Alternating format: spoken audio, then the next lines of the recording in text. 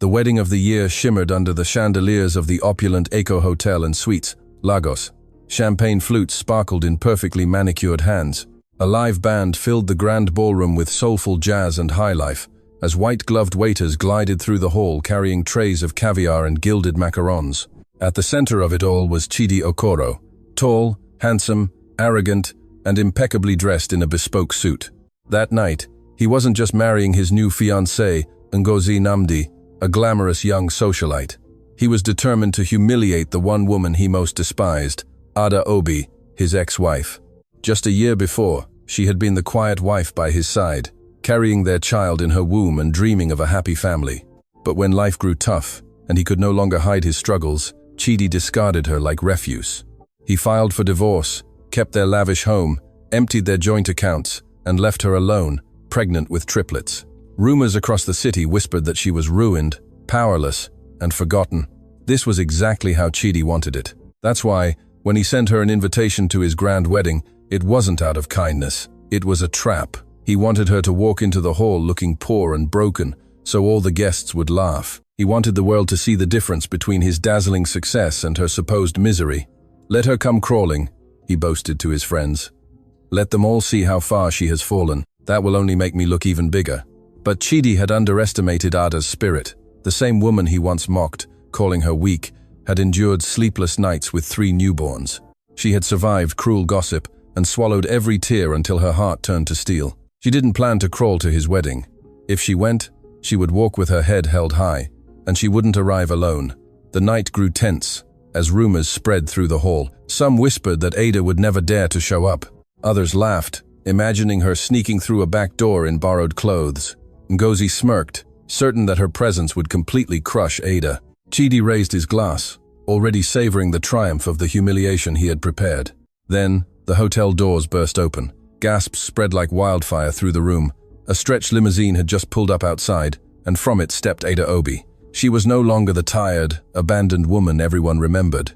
She wore an elegant gown that glittered under the chandeliers, her hair styled like a queen, her steps graceful and unyielding. By her side walked Chief Emeka Eze, one of the city's most mysterious billionaires, with an imposing presence, his hand resting protectively on Ada's back. And behind them, 3 small children in matching suits and dresses followed with wide, innocent eyes. The triplets, Chidi's children. The music faltered, champagne flutes froze in mid-air, whispers turned into stunned silence, and for the first time, Chidi's smug smile vanished. Before that dazzling entrance that shook the wedding at Eco Hotel, Ada Obi's life had been etched in shadows and sacrifice. She wasn't born into opulence. She grew up in a quiet neighborhood on the outskirts of Enugu, raised by a single mother who worked 2 jobs to put food on the table. From an early age, Ada learned to value simple things: warm meals, second-hand clothes, and the kind of love measured not in diamonds, but in sacrifices. At 22, Ada thought she had found her fairy tale when she met Chidi Okoro. He was older, self-assured, a rising businessman with smooth words and an easy smile. To Ada, he seemed like a savior. He promised her the life she had never had, a comfortable home, a family built on stability, and dreams bigger than her world had ever allowed. Despite her mother's silent warnings, Ada gave him her heart, and, shortly after, her vows. The early days of their marriage seemed beautiful. Chidi pampered her with flowers, whispered promises of eternity, and swore to adore her innocence. Ada, believing in love with all her soul, became the perfect wife. She left her small job as a receptionist to support Chidi's career, managing the home and caring for every detail of his life. She thought love meant sacrifice. She thought her loyalty would be enough. But as Chidi's wealth and ambition grew, his warmth faded. He no longer saw Ada as his partner, but as a burden. When Ada became pregnant, news that filled her with joy and trembling hope, Chidi's true nature was revealed. Instead of celebrating, he scoffed at her. "You can't even maintain yourself," he spat. "How will you maintain 3? Because fate had written its own cruel twist. Ada was expecting triplets. What should have been a miracle became her greatest burden. Medical bills, exhaustion, fear. Ada faced it all alone. Chidi stopped coming home, stopped answering calls, and finally threw her out of the house with only 1 suitcase and a broken heart. While he flaunted his success with gleaming suits and luxury cars, Ada slept on a friend's sofa, cradling her growing belly. whispering promises to the children inside her. "I'll protect you no matter what." The nights were long. Tears became her only lullaby. She worked part-time jobs while heavily pregnant, cleaning offices and folding clothes in laundromats to save every naira for diapers. Strangers stared, some with pity, others with scorn. Her body ached, her spirit cracked, but she never gave up. Every kick in her womb reminded her that her struggle wasn't just for her, it was for 3 tiny souls who needed her strength. When the babies were born, 2 boys and a girl, Ada's world changed again. The exhaustion doubled, but so did her courage. She rocked them to sleep while hiding her tears, humming the same lullabies her mother sang to her. She fed them with trembling hands, sometimes skipping her own meals so they would have enough. Poverty squeezed tight, but love made her unbreakable. The world could call her a poor, discarded ex-wife. Chidi could laugh at her misery, but Ada Obi carried something far stronger than money or status. Resilience. It was that resilience, sharpened by pain and polished by sacrifice, that one day would make her entrance into Chidi's wedding not a moment of humiliation, but of triumph, because the girl he abandoned had become a woman he could never destroy. The Eco Hotel and Suites was a palace disguised as a hotel. Its grand ballroom stretched wider than a football field, lined with marble columns and chandeliers dripping with 1,000 crystals. That night, every inch was designed not just for celebration, but for spectacle. Chidi Okoro wanted his wedding to Ngozi Namdi to scream wealth, power, and triumph. He wanted every guest to know he had reached the top, leaving his pathetic past and his poor ex-wife far behind. Gold-edged invitations had been sent weeks earlier to the city's elite: investors, politicians, celebrities, and business magnates. The event had appeared in lifestyle magazines, promoted as the Union of the Season. Reporters swarmed outside with cameras ready to capture every luxurious detail. Limousines lined the entrance, delivering guests dressed in haute couture gowns and bespoke suits that cost more than many families' annual rent. Inside, the air hummed with superficial laughter and champagne toasts. White-gloved waiters circulated with trays of oysters and lobster tails, while a string quartet filled the air with classical melodies. At the front of the hall stood Chidi, sporting the smug smile of a man who believed he had won at life. His arm proudly encircled Ngozi, a vision in her designer gown, sparkling diamonds, and arrogant confidence. Ngozi, 26, relished the attention. Formerly a minor model struggling for recognition, she was now beside a millionaire groom at a wedding worth millions. She leaned into Chidi, whispering sweet nothings and smiling as if the ballroom were her personal stage. Cameras adored her, and she loved every flash. She didn't care that whispers about Chidi's ex-wife lingered in the corners. In fact, she hoped Ada would appear. Ngozi yearned to see her rival crumble in public. Chidi's groomsman patted his back, congratulating him on his upgrade. Guests raised their glasses, not just to celebrate love, but to seal alliances and secure future business deals. In that dazzling hall, everything had a price: love, loyalty, even dignity. And Chidi reveled in it. He raised his champagne glass high and declared, "Tonight, I leave the past behind. Only success awaits me." But the truth was, Chidi hadn't invited Ada just to flaunt his new life. He wanted a spectacle. He wanted to prove that while he soared high, she had sunk. He wanted her presence to serve as a living reminder of his superiority. Some guests, aware of the bitter divorce, chuckled at the idea of Ada arriving in a second-hand dress, perhaps looking frail, tired, and broken. "She's probably coming to beg," Chidi boasted earlier that afternoon, "and we'll all laugh."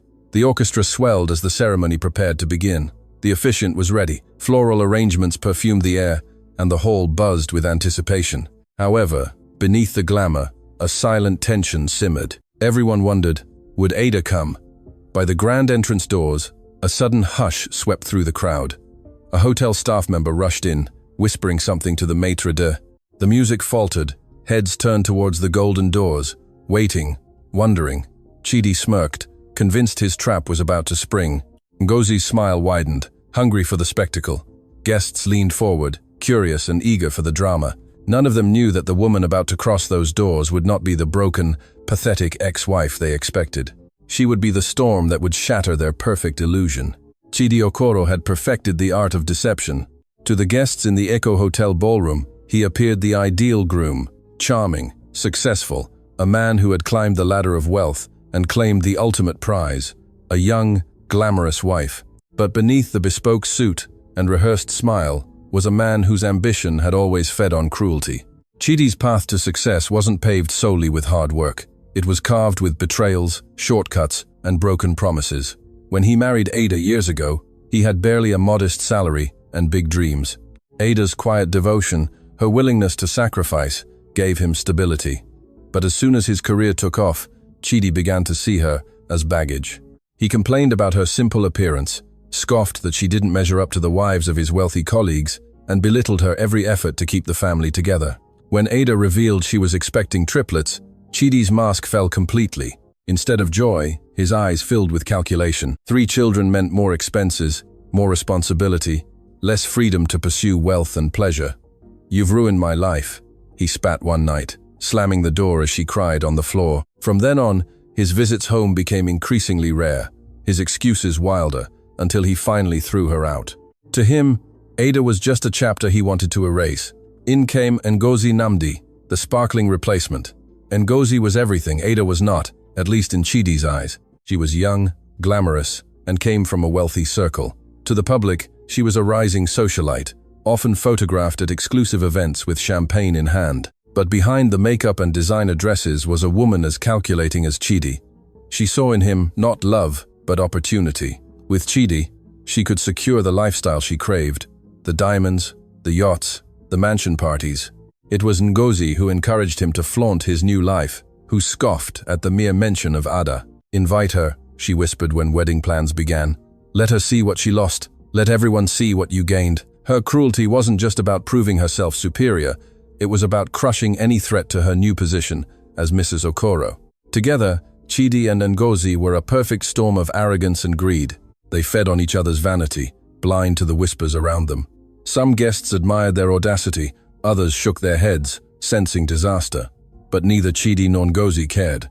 They believed themselves untouchable, above judgment, destined for a life of endless indulgence. As Chidi paraded Ngozi through the hall, his laughter sounded hollow, but his pride swelled with every envious glance.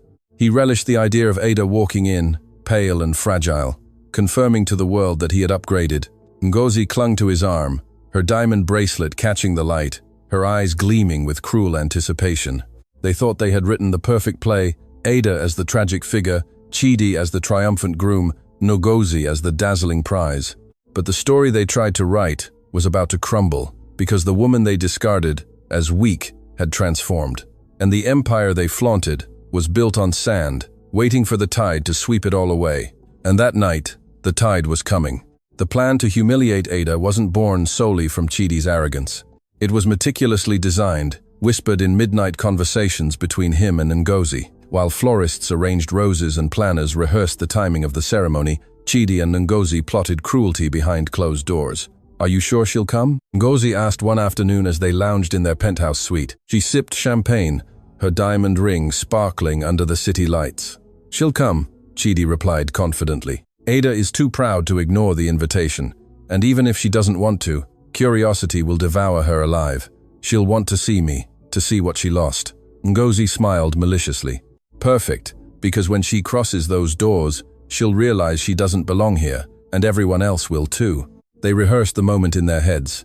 Chidi imagined Ada sneaking in, dressed in something old-fashioned, perhaps clutching a handbag bought from a discount store. He saw her standing awkwardly at the edge of the hall, while photographers captured shots of him with Ngozi in her dazzling gown. It would be perfect, an unspoken comparison that would paint Ada as pathetic and Ngozi as victorious. But Ngozi wanted more than just a comparison, she wanted destruction. "Let's ensure the press notices her," she suggested. "I'll tell the photographers where to look. We'll smile for the cameras with her right there, invisible beside us. She'll look like a ghost of your past haunting your success." Chidi loved the idea, and after the vows, "I'll make a toast," he added. "Something subtle, something that thanks everyone who supported me when others couldn't. Everyone will know I'm talking about her. They'll laugh behind their champagne glasses, and she'll crumble." Their cruelty deepened with each word. Ngozi chuckled, imagining Ada's tears. Chidi smiled, savoring the thought of his ex-wife shrinking under the weight of his staged triumph. To them, the wedding wasn't about love. It was about power, about proving they had won and Ada had lost. Even the seating arrangements reflected their malice. Chidi instructed the planner to leave an empty chair near the back just in case the ex-wife shows up. He told the catering staff to note it too. Ngozi, with a wicked gleam in her eyes, made sure the table closest to that chair was filled with gossip-hungry socialites who wouldn't waste time spreading rumors. By the morning of the wedding, the plan was set. Chidi stood before the mirror, adjusting his cufflinks, smiling at his reflection. "Tonight," he told himself, "I erase her completely." Ngozi, as she slipped into her gown, whispered, "And tonight, I become the only Mrs. Okoro anyone will remember." Neither of them imagined that their stage, polished with gold and champagne, was about to collapse under the weight of truth. Because Ada would not walk into their trap as the broken woman they expected. She would walk in with a force they had never seen, and with allies powerful enough to turn their cruel plan into their ultimate downfall. The trap they had set for Ada was about to close, but not on her, on them. The night before Chidi's wedding, Ada sat on the edge of a worn sofa in her small apartment, her head in her hands. The room was dimly lit by a single flickering bulb, casting long shadows on the peeling wallpaper. Around her, toys lay scattered on the floor, half-empty baby bottles on the counter, and the faint cries of her triplets drifted from the bedroom. She rocked slowly, exhaustion heavy in her bones. Life had not been kind since Chidi threw her out. She had barely survived, piecing together part-time jobs just to keep food on the table. She cleaned offices by night, folded clothes in a laundry by day, and babysat for neighbors when she could. Her hands were cracked from cleaning chemicals, her back ached from long shifts, and her eyes burned from sleepless nights. The world seemed eager to remind her of her failure. Old friends avoided her calls, whispering that she had married above her station and got what she deserved. Strangers stared at her belly, then at her stroller, with judgment in their eyes. 3 children, no husband, no money. Even at the market, she felt the sting of pity when she used every last naira to buy formula. That night, as she tucked her children into bed, she couldn't stop the tears streaming down her cheeks. "I promise you, my babies," she whispered, brushing the soft hair from their foreheads, "I won't let you grow up thinking you're unwanted. Even if I have to break myself, I'll never let you feel abandoned." But inside, she was breaking. Chidi's wedding invitation lay on the kitchen table, its gold edge gleaming mockingly in the dim light. She had almost thrown it away the day it arrived. Yet, there it was, a cruel reminder that while she struggled to survive, Chidi lived in luxury, celebrating with chandeliers and champagne. She knew the invitation wasn't out of courtesy, it was out of cruelty. He wanted her there. He wanted her humiliated. She pressed the card against her chest and sobbed, torn between fury and despair. A part of her wanted to burn it, to deny him the satisfaction. But another, deeper, stronger part, whispered that she couldn't run forever. She had spent too long hiding, too long cowering from the world's judgment. Perhaps it was time to face it, no matter how painful. Still, fear gripped her. She imagined walking into that hall in her simple dress, clutching her children, all eyes judging her, every laugh piercing her like knives. She imagined Chidi's sneering smile, Ngozi's cruel grin, the guests whispering, "There's the poor ex-wife. Look how far she's fallen." Her heart ached with shame. She wasn't sure she could bear it. That night, as rain lashed against her window, Ada curled up on the sofa and let the weight of her life crush her. She cried until her throat burned, until exhaustion dragged her into a restless sleep. In her dreams, she saw Chidi's face mocking her, telling her she was nothing. She saw Ngozi laughing, adorned in jewels, and she saw herself alone, broken, invisible. Ada didn't know it yet, but the storm she felt within was the same fire that would soon lead her into the ballroom. Not as a victim, but as a force neither Chidi nor Ngozi could ever silence, because rock bottom wasn't her end. It was the beginning of her ascent. The morning light filtered weakly through the thin curtains of Ada's apartment, highlighting the exhaustion etched on her face. She had barely slept, her mind churning between the fear of humiliation and the silent fury burning in her chest. Her triplets stirred in their cots, tiny hands outstretched, reminding her of the only reason she kept going. She leaned in to kiss each one, whispering promises she wasn't sure she could keep. A knock on the door startled her. She hesitated, pulling her worn sweater tighter. Visitors were rare. When she opened the door, she froze. In the hallway stood Chief Emeka Eze. Ada had heard of him. Everyone in the city knew him. He was the elusive billionaire investor who rarely appeared in public outside of charity events. Tall, broad-shouldered, with eyes that carried the weight of too many storms, Chief Emeka was a figure both admired and feared. She had seen his name in newspapers linked to powerful deals and hospital donations, but never imagined he would be standing at her door. "Ada Obi," he said, his voice calm and steady. "I hope I'm not interrupting." Confused, She nodded. Yes, that's me. But why are you here? He glanced over her shoulder into the modest apartment, the toys, the cot, the evidence of her struggle. For a moment, his jaw tightened, then he looked back into her eyes. Because I know what he did to you, and because I've seen this story before. Ada stiffened, suspicion growing. If Chidi sent you, Chidi didn't send me, Chief Emeka interrupted firmly. I'm here because I watched my own mother go through what you're living now. My father left her for another woman when she was sick. She died of cancer alone. Years later, my wife. His voice faltered for just a second before he forced himself to continue. My wife also battled cancer. I did everything I could, but I still lost her. I know what it's like to see someone you love suffer through cruelty and betrayal, and I swore I would never stand by and watch it happen again. Ada's breath hitched. The hardness in his voice wasn't pity. It was pain carved deep by his own scars. I don't want your charity, she whispered, ashamed of the tremor in her tone. Chief Emeka shook his head. This isn't charity, this is justice. Chidi believes he can parade his cruelty without consequence. He's wrong. You don't have to face him alone. She stared at him, her heart torn between disbelief and a fragile hope she hadn't allowed herself to feel in years. Why would a man like him, with all his wealth and power, care about her? But when she looked into his eyes, she saw no judgment or mockery, only recognition, as if her pain mirrored his own. I can't walk into that wedding, Ada said, her voice breaking. Not like this, when he wants me to crumble. Then don't walk in as his victim, Chief Emeka responded softly. Walk in as the woman he underestimated. I'll make sure of it. The promise in his voice was unbreakable. For the first time in years, Ada felt the faintest spark of strength return to her chest. What she didn't yet understand was that this man, broken by his own losses and rebuilt by compassion, was about to turn Chidi's cruel stage into the battlefield of his downfall. And Chief Emeka Eze never entered a battle he couldn't win. The days leading up to Chidi's wedding blurred for Ada, between caring for her triplets and fighting the doubts that gnawed at her chest.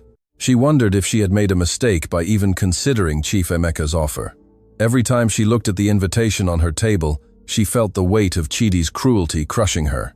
He wanted her humiliated, he wanted her broken, but Chief Emeka Eze was not a man who made empty promises. On the morning of the wedding, a sleek black limousine waited outside her apartment.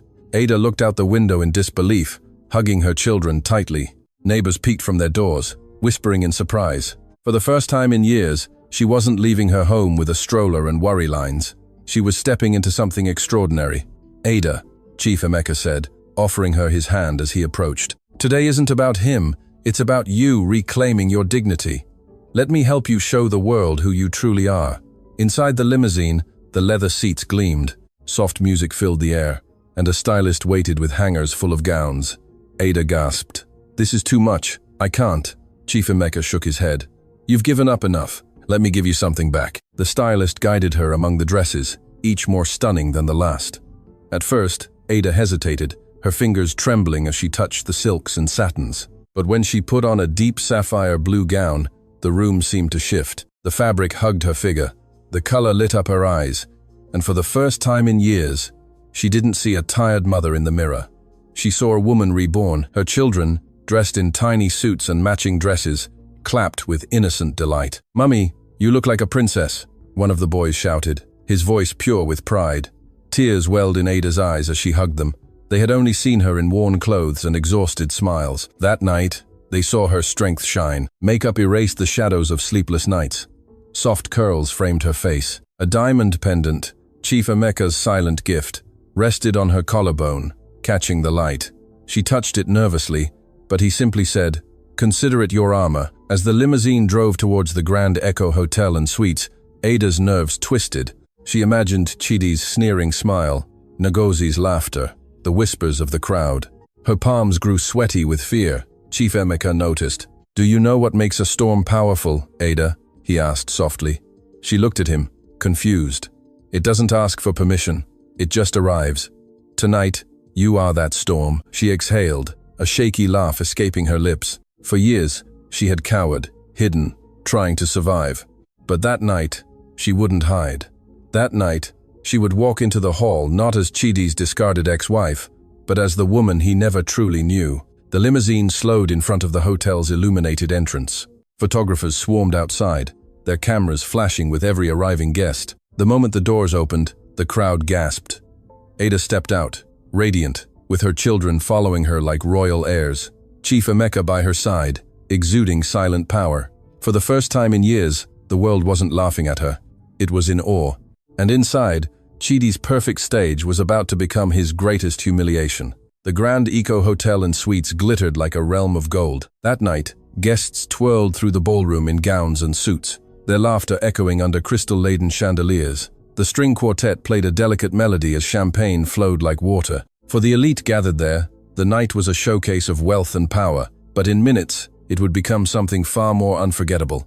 The golden entrance doors opened slowly, almost ceremoniously, and the first sound that broke the music was the collective gasp of the crowd. Outside, a sleek black limousine had pulled up, its polished body reflecting the spotlights and camera flashes. Photographers squeezed forward, their shouts rising above the music. "Who is it? Who's arriving now?" And then she stepped out, Ada Obi. She was no longer the exhausted mother who survived in silence. She was no longer the discarded ex-wife Chidi believed she would always be. That night, she was a vision. Her sapphire blue gown shimmered with every step, her hair fell in soft curls, and her diamond pendant caught the light like a crown jewel. Her back was straight, her chin held high, her eyes calm yet fierce. She moved with the grace of a queen who no longer had anything to fear. Murmurs grew. "Is that her? Chidi's ex? She looks incredible." I thought she was struggling, but Ada was not alone. By her side walked Chief Emeka Eze, the enigmatic billionaire, whose mere presence could silence a room. His dark suit was perfectly tailored, his hand resting gently but protectively on Ada's back. The sight of him escorting her sent shockwaves through the hall. Guests leaned in to whisper frantically, "Why is she with him? Chief Emeka never brings anyone to these events. What does this mean?" And then the final blow. 3 small figures emerged from the limousine, Ada's triplets, dressed in tiny suits and a sparkling dress. Their wide eyes reflected innocence and pride. They clung to their mother's hands, oblivious to the chaos their presence caused. Gasps turned into stunned silence. Whispers hissed through the hall like fire. "They're her children. They look exactly like Chidi. My God, he abandoned them." Inside the ballroom, Chidi's confident smile froze on his lips. His champagne glass trembled slightly in his hand. For weeks, he had boasted about the humiliation Ada would inflict upon herself if she dared to show up. But seeing her glide into the hall with a billionaire by her side and 3 living reminders of his betrayal following behind her, the humiliation was his. Ngozi's face hardened, her painted smile cracking at the edges. She squeezed Chidi's arm, her nails digging into his sleeve. "What is she doing here?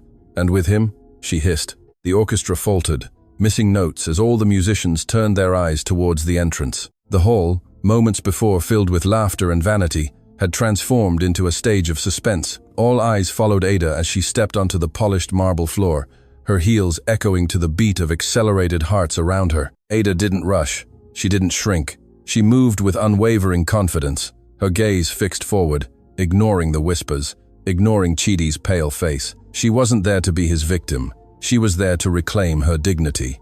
And when the doors closed behind her, sealing the silence, a truth became clear to everyone in that dazzling hall. The woman they expected to pity had arrived as the one they could only admire.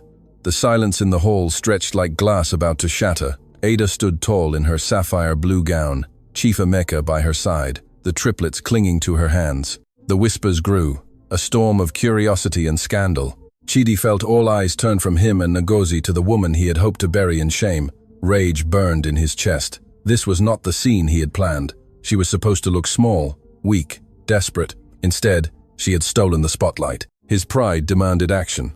He advanced, forcing a smile on his face, raising his champagne glass. Well, he said, his voice echoing across the marble floor. "Look who decided to show up. My ex-wife. How touching." The crowd shifted uncomfortably. His tone dripped venom disguised as charm.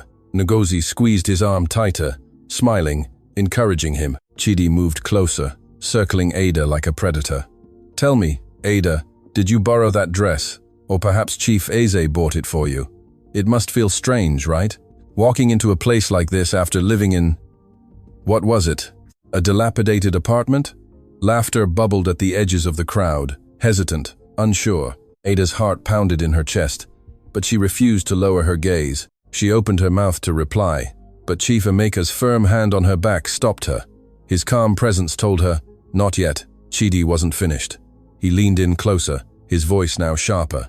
And bringing the children? My God, Ada, was it out of compassion, or were you hoping someone here would take pity and write you a check? A ripple of gasps spread among the guests. The cruelty of his words struck deep, resonating through the hall. The triplets clung tighter to Ada, sensing the tension. For a moment, Ada felt the old shame rise, the familiar sting of his mockery. But then she caught Chief Emeka's eyes, steady, unwavering, and remembered she wasn't alone. Before she could speak, Chief Emeka stepped forward. His voice was calm, but it carried the weight of an authority that silenced the entire room. "You speak of compassion, Mr. Okoro," he said, his gaze unwavering. "But what I see before me is not a woman worthy of pity. I see a woman who has endured more than you could ever bear, and she has done so with dignity." Chidi's smile faltered, but he forced a laugh. "And who are you to lecture me?" Chief Emeka's lips curled into a cold smile. "I am the man who stands by her side when you chose to walk away. I am the man who sees her worth while you discarded it. And I am the man who will ensure the world knows the truth about the kind of husband you were." The room erupted in whispers. Ngozi paled, sensing the shift. Chidi's mask cracked, anger flashing in his face. "This is my wedding," he snarled. "You don't belong here." Ada finally stepped forward, her voice firm and clear. "No, Chidi, you're wrong. I belong here more than you think. Because while you celebrate your new life, you can never erase me, or the children you abandoned. We are living proof of the man you truly are." Gasps filled the room. Guests turned, their eyes now sharp with judgment. Chidi opened his mouth to retort, but no words came out. For the first time, he was the one left speechless, and in that silence, his carefully constructed empire of lies began to crack. The hall buzzed with uneasy whispers, the air thick with tension. Ada's words had struck like lightning, but it was Chief Emeka who now commanded the storm. Standing tall, his presence radiated silent authority.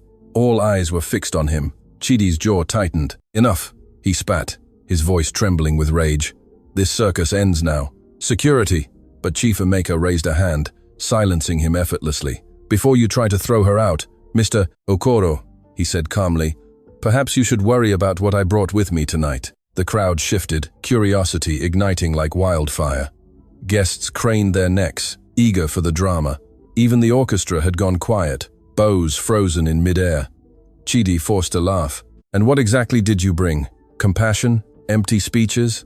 This is my night, easy, not yours." Chief Emeka's gaze sharpened, his tone firm, yet lethal. "What I have," he said, reaching into his jacket pocket, "is the truth." He pulled out a thin black folder and placed it on the nearest table. The silence in the room deepened. With deliberate calm, he opened it, revealing neatly stacked documents. "These," Chief Emeka announced, his voice echoing through the hall, "are financial records. Records proving that Chidi Okoro has been embezzling funds from his company for over 2 years." Gasps erupted. Glasses clinked against the marble as guests exchanged shocked glances. Some pulled out their phones, already sending messages hungry for the scandal. Chidi's face lost all color. "Lies!" he shouted. "That's fabricated. He's trying to slander me." But Chief Emeka was relentless. "Not fabricated. Verified. Bank transfers diverted through offshore accounts, shell companies, hiding losses, and stolen funds redirected to your personal lifestyle, vacations, cars, even this wedding." He paused, his eyes fixed on Chidi's. "You invited her here to humiliate her. Instead, you invited her to witness your downfall." Ngozi clutched Chidi's arm, panic flashing in her eyes. "Chidi, is it true?" she whispered. "Of course not," he barked, pulling away from her. "He's bluffing." Chief Emeka leaned forward, his voice cutting through the chaos. "Bluffing? Then tell me, Chidi, why do I have signed correspondence between you and your accountant? Why do I have recordings of your calls authorizing these transfers?" The room exploded in whispers again. Investors shifted uneasily, their expressions hardening. Politicians quietly slid towards the exits, eager to distance themselves. Even Chidi's closest friends looked away, not wanting to be tainted by association. Ada stood motionless, her heart pounding. For years, she had dreamed of Chidi facing consequences, of the world finally seeing the cruelty she had endured. And now, in this dazzling hall, justice was unfolding before her eyes. Chidi's mask shattered completely, sweat beaded on his forehead, his voice rising in desperation. "This is a setup. He's trying to destroy me. Everyone knows me. I built my empire with hard work, but no one believed him anymore." His voice, once dominant, sounded hollow, desperate, Pathetic, Chief Emeka straightened, closing the folder with a quiet finality. Hard work doesn't leave a trail of stolen millions, Mr. Okoro. Your empire is built on lies, and tonight, those lies end. For a moment, the hall was silent, the weight of truth pressing down like a hammer. Then, a guest near the front murmured just loud enough for others to hear, "He's finished." And just like that, the tide turned. The man who had orchestrated a night of humiliation for his ex-wife was now exposed, trembling, his empire crumbling before the very people he sought to impress. And everyone in that dazzling hall knew it. They were no longer watching a wedding, they were watching a downfall. The room spun in chaos. Whispers turned into accusations, glances once admiring, now sharp with disgust. Chidi Okoro, who minutes earlier stood at the pinnacle of his self-made empire, was crumbling before the very audience he sought to impress. And by his side, Ngozi Namdi, his dazzling fiancée, felt her perfect world begin to collapse. At first, she remained frozen, clutching his arm as if his strength could still shield her. But as Chief Emeka's words cut deeper and the document spread like wildfire among curious hands, the truth became undeniable. The empire she thought she was marrying into was nothing but stolen wealth, a house of cards trembling in the wind. Her grip loosened. Her eyes darted nervously from guest to guest, reading their judgment, their disdain. The whispers hurt more than knives. She must have known. Gold digger. She chose him for his money. And now there's nothing left. Ngozi's stomach churned. This wasn't the life she had bargained for. She hadn't traded her youth and ambition to stand by a ruined man. She had envisioned yachts, magazine covers, charity galas, and futures paved in diamonds, not bankruptcy hearings and prison visits. "Chidi," she hissed through gritted teeth, panic cracking her polished voice. "Tell me it's not true. Tell me he's lying." Chidi's face contorted, desperation gnawing at him. Of course it's not true, don't listen to him. But she had already seen the sweat on his forehead, the tremble in his hands, the hollowness in his eyes. She had seen men bluff before, and she knew the difference between confidence and collapse. Ngozi took a sharp step back, her heels echoing against the marble. Gasps followed the movement. Chidi's head snapped towards her. "What are you doing? I'm not going down with you," she spat, her voice now louder, trembling, but clear enough for everyone to hear. "I didn't sign up to marry a criminal." The crowd erupted, some in shock, others in mocking satisfaction. For the first time that night, it wasn't Ada or Chief Emeka who humiliated Chidi. It was the woman he had chosen over his wife. "Ngozi," Chidi snarled, his voice breaking. "Don't you dare walk away from me. Do you think you'll survive without me? You're nothing without my name." But Ngozi had already slipped the diamond ring from her finger. She held it up for all to see, her face cold and distant. "Your name is worth nothing anymore."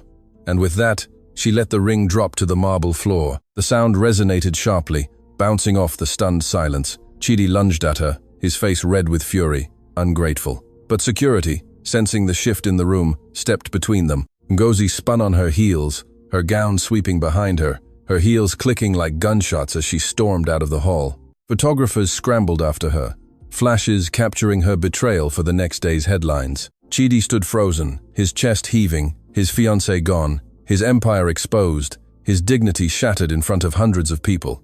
And Ada saw it all, her children clinging tightly to her hands. For years, she had carried the weight of Chidi's cruelty, the shame of being discarded. But now, before everyone, the man who tried to erase her was being erased himself, piece by piece. And the knife that cut deepest was wielded not by Ada or Chief Emeka, but by the woman Chidi once believed would crown his triumph.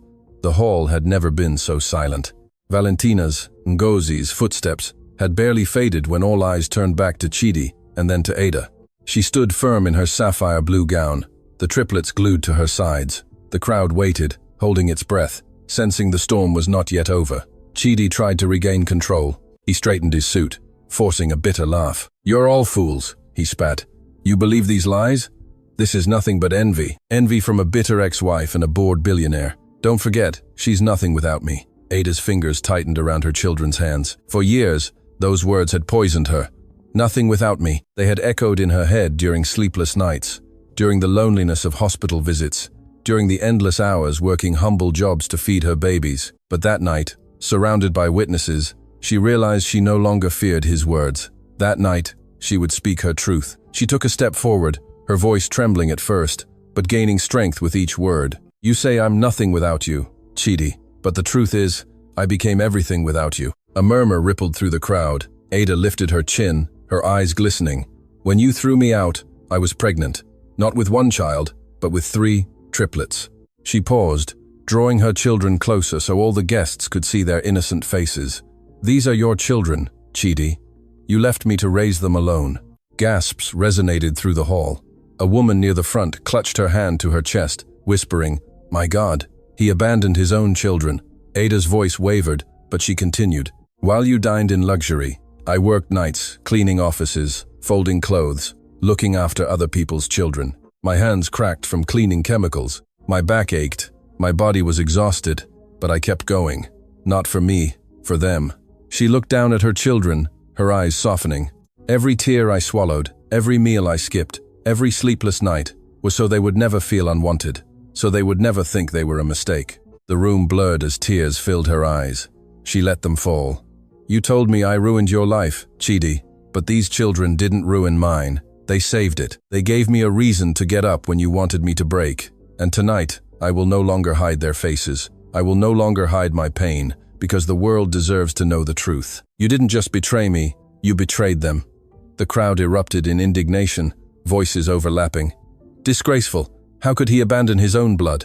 She raised them alone while he partied. Chidi's face contorted, sweat running down his temples. She's lying, he shouted, desperation seeping into every word. Those brats, how do you know they're mine?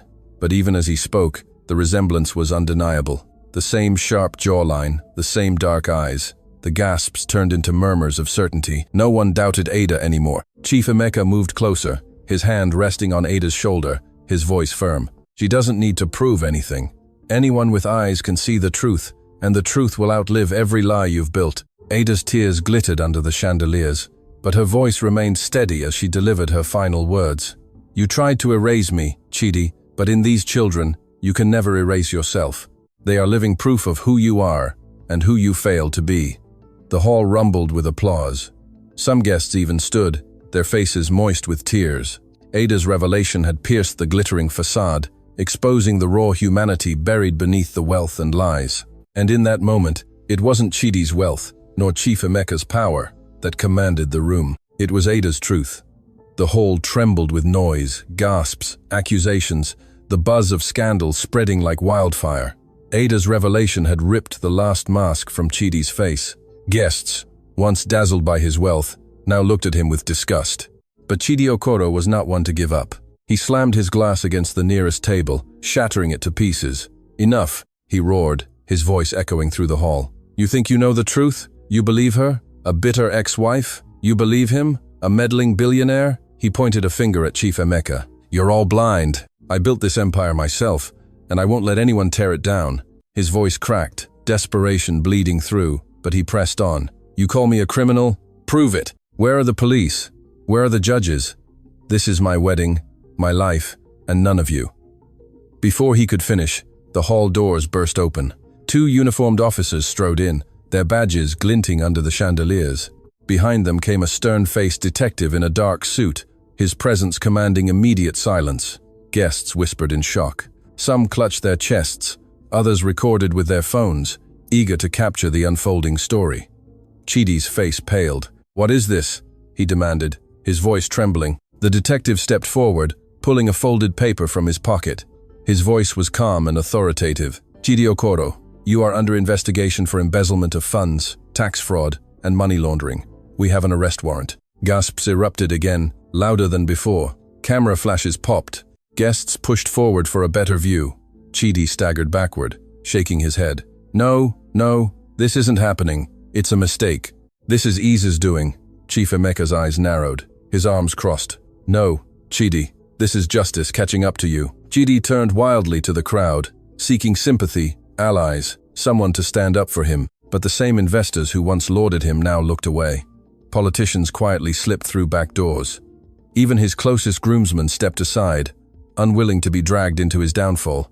No, Chidi screamed, lunging forward as the officers closed in.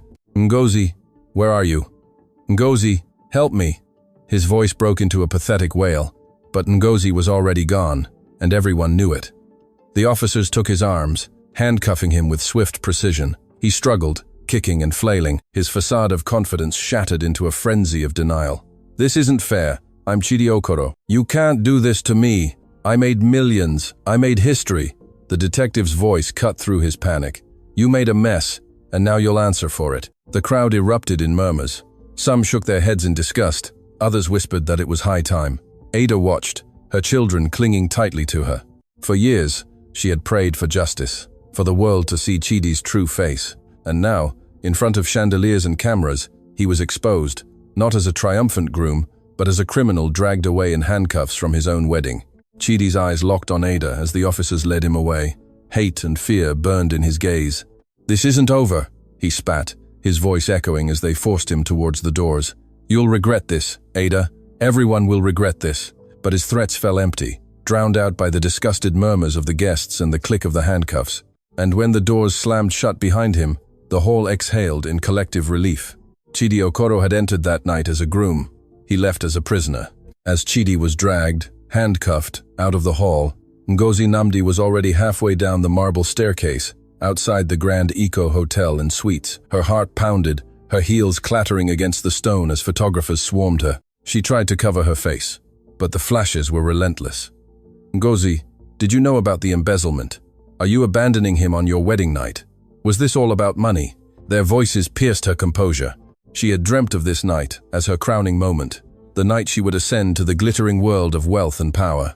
Instead, she was fleeing, in disgrace, her designer gown trailing on the pavement. With the diamond ring abandoned on the ballroom floor, she scrambled into a waiting car, slamming the door shut as cameras hammered on the glass. Her hands trembled as she dialed her phone, desperation clawing at her.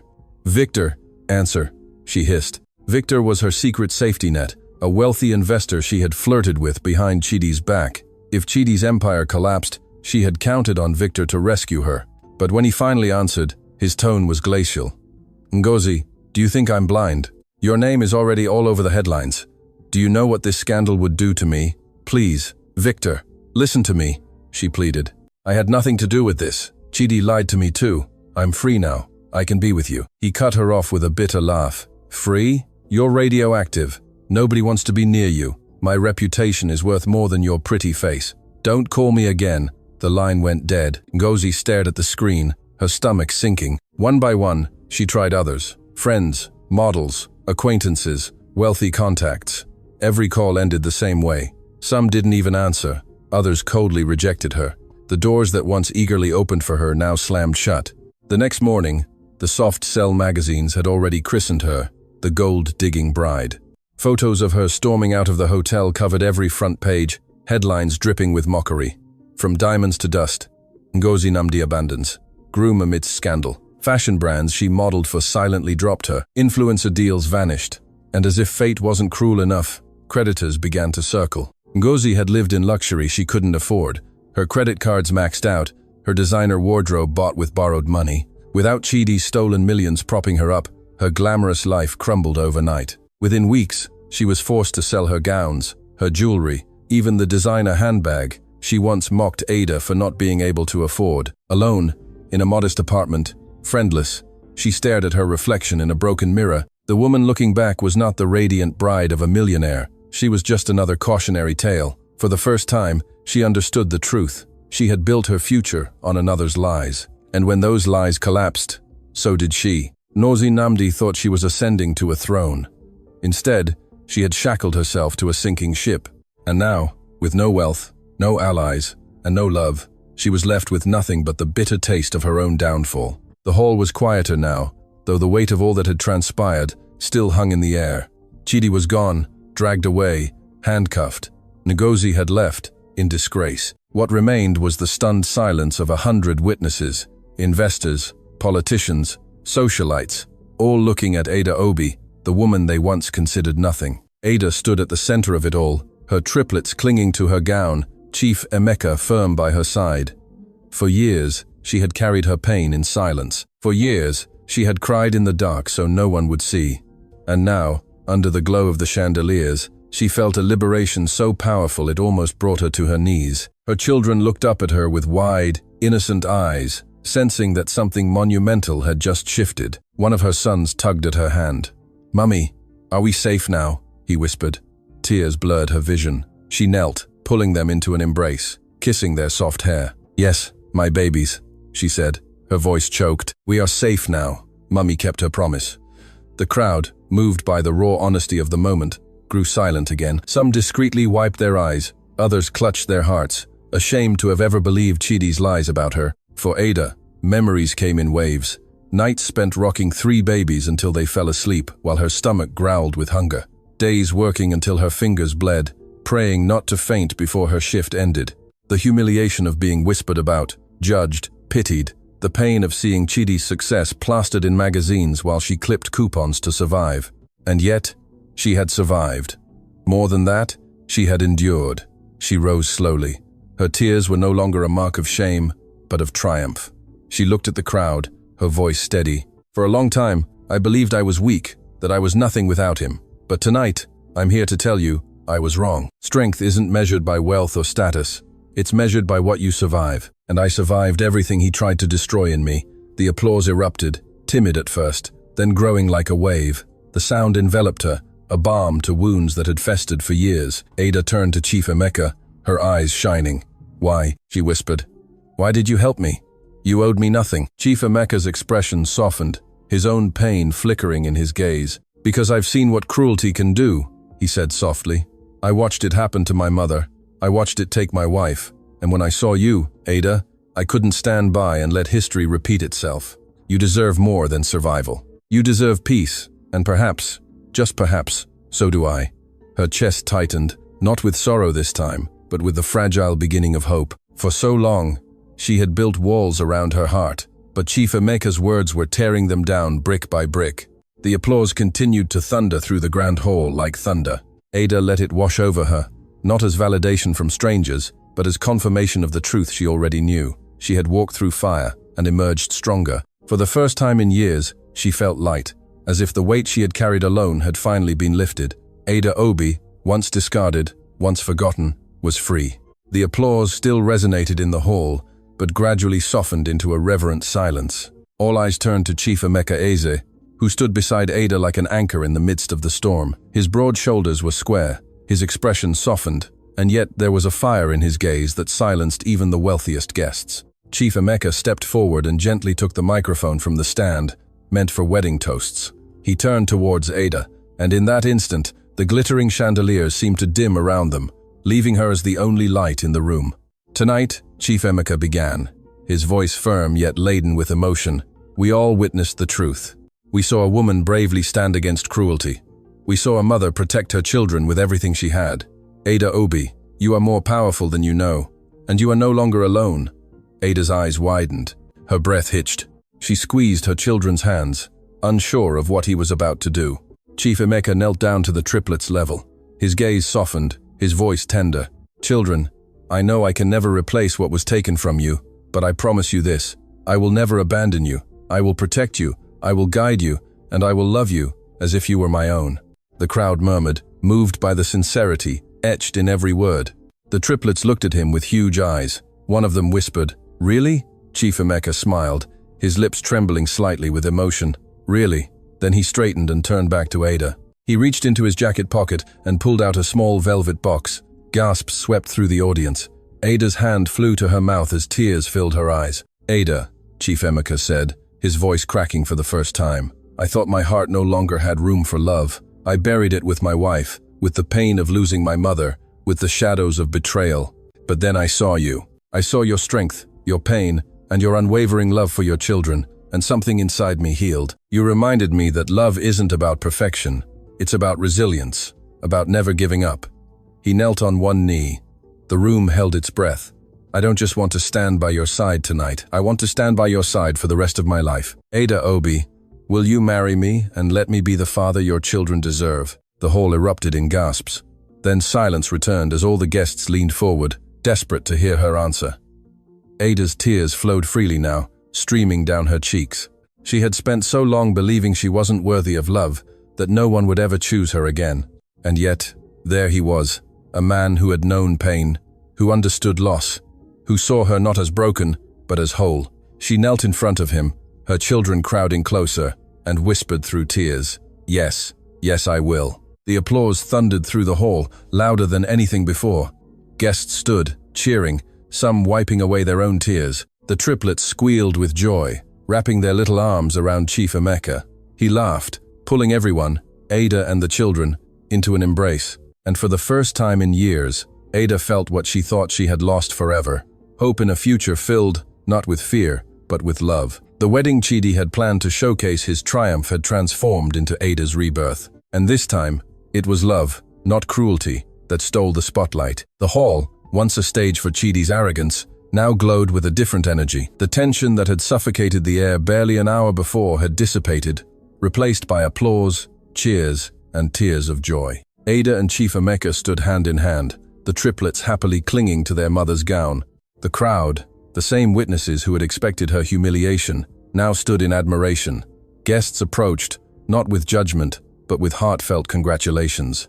A prominent investor approached first, bowing his head slightly to Ada.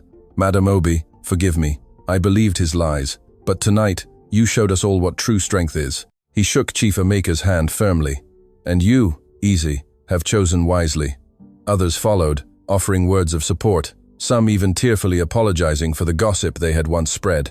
Women in glittering gowns embraced Ada, telling her she had given them courage. Men who once toasted Chidi now patted Chief Emeka's back, acknowledging his honor. For Ada, the outpouring of validation was overwhelming.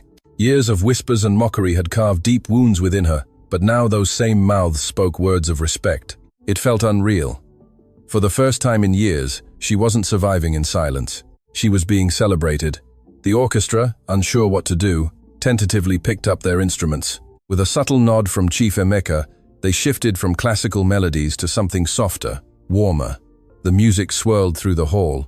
It was no longer a soundtrack to vanity, but to victory. "Dance with me," Chief Emeka murmured. Ada blinked in surprise. "Here? Now?" He smiled softly. "Why not? Tonight is yours. Let the world see it." He led her to the center of the marble floor. The crowd circled them, watching as Chief Emeka placed a firm hand on her waist, guiding her to the rhythm. Ada hesitated at first, self-conscious under the chandeliers, but his reassuring gaze melted her fear. Slowly, her body relaxed, and she allowed herself to move with him. The triplets clapped their tiny hands, laughing before being scooped up by nearby guests, who delighted in entertaining them. The sight of Ada dancing, radiant and unyielding, brought tears to many eyes. It wasn't just a dance, it was a declaration. A woman discarded, now cherished, her dignity restored before all. When the song ended, the applause returned, stronger than before. Chief Emeka leaned close, whispering just for her, "This is only the beginning. From now on, every celebration will be yours." Ada's heart swelled. For so long, she had carried the burden of survival alone. To be promised joy, a future of light, it felt like the sweetest gift she could imagine. As she looked around the hall, she saw something extraordinary. The humiliation Chidi had planned had backfired so completely that it had transformed into a coronation. Ada was no longer the poor ex-wife. She was a mother, a survivor, and now the woman by the side of one of the city's most powerful men. And more importantly, she was finally standing on her own. Guests raised their glasses in unison. "To Ada," someone shouted. "To courage, to love." The toast resonated through the grand hall. Glasses clinked, laughter rang out, and for the first time in years, Ada allowed herself to laugh too. What began as a night designed to break her had become the night that rebuilt her. And the celebration was just beginning. Outside the grand Eco Hotel and Suites, flashing red and blue lights painted the night. Chidi Okoro was shoved into the back seat of a police car, his wrists bound with steel. His shouts echoed down the street, but no one was listening. Already, the world he had built with stolen money and shattered trust had collapsed, and all that remained was the cold reality of prison walls awaiting him. The next morning, headlines exploded across every newspaper and website. Groom arrested at his own wedding. Details of his embezzlement spread like wildfire. Offshore accounts, tax evasion, laundering millions through shell companies. Former allies turned their backs, investors pulled out, and his company crumbled overnight. By the end of the week, the name Chidi Okoro was synonymous with fraud. In jail, he raged, blaming everyone but himself. He cursed Ada for showing up, Chief Emeka for exposing him, Ngozi for abandoning him. But in the quiet of his cell, when no one was left to hear his fury, the truth gnawed at him. He had destroyed himself. Ngozi's fate was no kinder. After her dramatic exit, she desperately tried to cling to the remnants of her glamorous life, but one by one, doors slammed shut in her face. Brands dropped her, friends ignored her, and even the men she had flirted with for security turned their backs. The soft-sell magazines devoured her downfall, branding her the treacherous bride. Within months, Ngozi was bankrupt. Creditors hounded her, debts piled up, and the luxury she once flaunted became a bitter memory. She sold her gowns, her jewelry, even the designer handbag she once mocked Ada for not being able to afford. Alone, in a dilapidated apartment with no friends, she stared at her reflection in a broken mirror, realizing she had become the very thing she despised, forgotten, and discarded. While Chidi and Ngozi drowned in their ruin, Ada's world blossomed. In the days following the wedding, people who once whispered behind her back now spoke her name with respect. Articles praised her bravery, calling her the embodiment of a mother's strength. Invitations to charity events and women's foundations arrived at her door, asking her to share her story of resilience. But Ada wasn't interested in fame. What mattered most were the small things: tucking her children into bed without fear, waking to the sound of their laughter instead of anxiety, knowing she no longer had to fight every battle alone. Chief Emeka stood by her side through everything. He didn't just promise love, he demonstrated it. He held the children's hands on their walks to school, celebrated their small achievements, and quietly supported Ada in building her own future. He encouraged her to start the foundation she had once dreamed of, a program to help single mothers find work, shelter, and dignity. Together, they turned her pain into purpose. One afternoon, weeks after the scandal, Ada stood on the balcony of Chief Emeka's home, watching the sunset paint the sky gold. Her children played in the garden below, their laughter sounding like music. Chief Emeka joined her, his hand warm over hers. "Do you regret it?" he asked softly. She turned to him, her eyes clear. "No. Everything I went through broke me, yes, but it also made me stronger, and it brought me here. To them, to you." For the first time in years, Ada's heart was light. The past no longer haunted her, shame no longer shackled her. Chidi and Ngozi had lost everything. Ada had gained everything that truly mattered, and that was the sweetest justice of all. Months passed, but the night of Chidi's downfall remained etched in everyone's memory. The story of the groom arrested at his own wedding became a parable told throughout the city. People whispered about his arrogance, chuckled at Ngozi's betrayal, and admired the quiet strength of the woman they had once discarded as nothing. Ada Obi no longer walked with slumped shoulders or downcast eyes. She stood with dignity, not because of the gowns or the applause, but because she had finally recognized her own worth. Every morning, she woke to the sound of her children's laughter. Their tiny voices reminded her why she had fought so hard. Their smiles were her crown, their love, her treasure. With Chief Emeka by her side, Ada began to dream again. Together, they launched a foundation for single mothers, women abandoned, ignored, and ridiculed, just as she once had been. The foundation offered shelter, education, and job opportunities, but most of all, it offered hope. Standing on stages in front of crowds, Ada told her story, not with shame, but with pride. Each time, she saw tears in the eyes of women who finally understood they were not alone. But Ada knew her journey wasn't just about inspiring others, it was about healing herself. Late into the night, after the children were asleep, she and Chief Emeka would sit by the fire, talking softly about their scars. He told her about his mother's suffering, his wife's final battle with cancer, and the loneliness that had almost swallowed him whole. She shared her darkest nights, her fear of failing as a mother, her moments of hopelessness. In those quiet hours, they found not just love, but understanding. Two wounded souls, no longer defined by their pain, but strengthened by it. As for Chidi and Ngozi, their names faded into infamy. Chidi's trial ended in conviction. His once proud empire reduced to ashes. Ngozi sank further into obscurity, becoming a living, cautionary tale of greed and betrayal. Neither could escape the shadow of their choices. One afternoon, as the sun dipped below the horizon, painting the sky in hues of fire and gold, Ada gathered her children on the porch of their new home. Chief Emeka stood behind her, his arm warmly encircling her shoulders. The children laughed, pointing at the glowing clouds, calling them castles in the sky. Ada smiled, her eyes moist with quiet joy.